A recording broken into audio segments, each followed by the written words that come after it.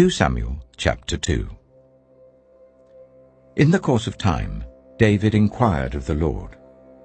"Shall I go up to one of the towns of Judah?" he asked. The Lord said, "Go up." David asked, "Where shall I go?" "To Hebron," the Lord answered.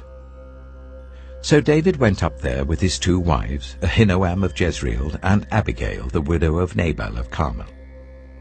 David also took the men who were with him, each with his family, and they settled in Hebron and its towns. Then the men of Judah came to Hebron, and there they anointed David king over the tribe of Judah. When David was told that it was the men from Jabesh Gilead who had buried Saul, he sent messengers to them to say to them, "The Lord bless you for showing this kindness to Saul your master by burying him. May the Lord now show you kindness and faithfulness, and I too will show you the same favor because you have done this. Now then, be strong and brave, for Saul your master is dead, and the people of Judah have anointed me king over them." Meanwhile, Abner, son of Ner, the commander of Saul's army, had taken Ishbosheth, son of Saul, and brought him over to Mahanaim. He made him king over Gilead, Ashuri, and Jezreel, and also over Ephraim, Benjamin, and all Israel. Ishbosheth, son of Saul, was 40 years old when he became king over Israel, and he reigned 2 years.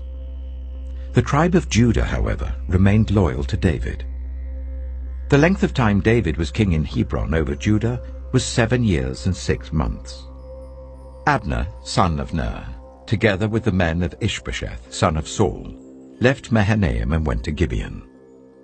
Joab, son of Zeruiah, and David's men went out and met them at the pool of Gibeon. One group sat down on one side of the pool, and one group on the other side. Then Abner said to Joab, "Let's have some of the young men get up and fight hand to hand in front of us." "All right, let them do it," Joab said. So they stood up and were counted, 12 men for Benjamin and Ishbosheth, son of Saul, and 12 for David. Then each man grabbed his opponent by the head and thrust his dagger into his opponent's side, and they fell down together. So that place in Gibeon was called Helkath Hazurim. The battle that day was very fierce, and Abner and the Israelites were defeated by David's men. The 3 sons of Zeruiah were there, Joab, Abishai, and Asahel. Now Asahel was as fleet-footed as a wild gazelle. He chased Abner, turning neither to the right nor to the left as he pursued him. Abner looked behind him and asked, "Is that you, Asahel?"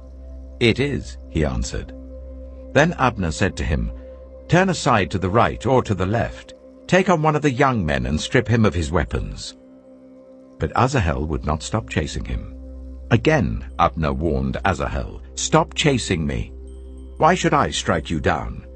How could I look your brother Joab in the face?" But Asahel refused to give up the pursuit. So Abner thrust the butt of his spear into Asahel's stomach, and the spear came out through his back. He fell there and died on the spot. And every man stopped when he came to the place where Asahel had fallen and died. But Joab and Abishai pursued Abner, and as the sun was setting they came to the hill of Ammah near Giah, on the way to the wasteland of Gibeon. Then the men of Benjamin rallied behind Abner. They formed themselves into a group and took their stand on top of a hill. Abner called out to Joab, "Must the sword devour forever? Don't you realize that this will end in bitterness? How long before you order your men to stop pursuing their fellow Israelites?" Joab answered, "As surely as God lives, if you had not spoken, the men would have continued pursuing them until morning." So Joab blew the trumpet, and all the troops came to a halt. They no longer pursued Israel, nor did they fight any more. All that night Abner and his men marched through the Arabah. They crossed the Jordan, continued through the morning hours, and came to Mahanaim. Then Joab stopped pursuing Abner and assembled the whole army. Besides Asahel, 19 of David's men were found missing. But David's men had killed 360 Benjaminites who were with Abner. They took Asahel and buried him in his father's tomb at Bethlehem. Then Joab and his men marched all night and arrived at Hebron by daybreak.